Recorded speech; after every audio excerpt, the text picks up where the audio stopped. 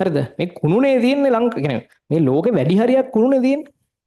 දැන් මුළු අවුරුදු කාලයක් අල්ලගෙන නැහැ වර කලාත්මක පෝස්ට් එකක් අල්ලගෙන. හරිද? කලාත්ම නේද? මොකක්ද ඒ වගේ නමක් තියෙන මිනිස්සෙක්නේ. ඒතර දැන් බලන්න මේ පෝස්ට් එක ඔයාලා දකින්න සමහර TikTok වල තිබිච්ච එකක්. මම දන්නේ එහෙම එකක් තිබ්බ කියලා විතරයි මම TikTok වලට ගිහින් මේ පෝස්ට් එක කමෙන්ට් කියනවා වගේ වැඩ කරන්නේ නැහැ මං හරිද?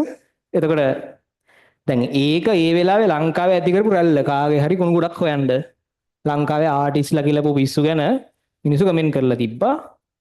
මුළු ලංකාවම කතා කරන්නේ ඒ ගැන. හිතන්න මේ මිනිස්සු කොච්චර ඩිස්ට්‍රැක්ට් වෙලාද ඉන්නේ කියලා අනුන්ගේ රෙද්දක් හොයන්න ඔච්චර මහන්සි වෙන්න. මුළු ජීවිතේම මේක කරගෙන ඒක ෆුල් ඇක්ටිව් මුළු තමන් කතා කරන සමාජයේ කතා කරන මාතෘකාව ඒක වෙන්න තරම් මොනතරම් චාටරද කියන්නකෝ මිනිස්සු. ඒ කියන්නේ ඒ වගේ මිනිස්සු ඉන්න ලෝකෙක ගේමක් ගහන්න පට්ට ලේසියිනේ.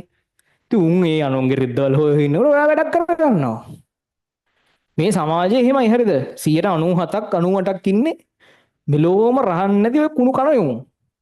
ඒ නිසා හෙන්නම ලේසි ගේමක් ගහන එකට. පොඩි ඩිසිප්ලින් එකක් හදාගෙන වැඩක් කරගෙන තමන්ගේ ඩ්‍රීම් එකකට යන්නේ එකට මාර ලේසි. මොකද තරංගකාරයෝ නෑ. තරංග කරන්නේ නෑනේ උන් කුණු හොය ඉන්නවා. මිනිස්සු. ඒ නිසා හරියට මම මේ සිම්පල් වැඩක් තියෙන්නේ මෙතන. සිම්පල් වැඩක් මේ ඒකෙම් කියවෙන්නේ සාමාන්‍ය සමාජය ගැන. ඒ වයස්වල ඔයාලගේ වයස්වල ඔය හැමෝම කුණු තමයි ගන්නේ. පොඩ්ඩක් මහන්සි වෙන්න පුළුවන් මිනිස්සෙට අග්ගලුරට එන්න පුළුවන්. හරිම සිම්පල්. හරි? ඒ හින්දා සාමාන්‍ය සමාජයෙන් වින් වෙන්න දැන්. වෙනස් වෙන්න මාස 6ක් සද්ද නැතුව ගේමක් ගහන්න. සද්ද නැතුව ගේමක් ගහන්න එච්චරයි. හරි. දැන්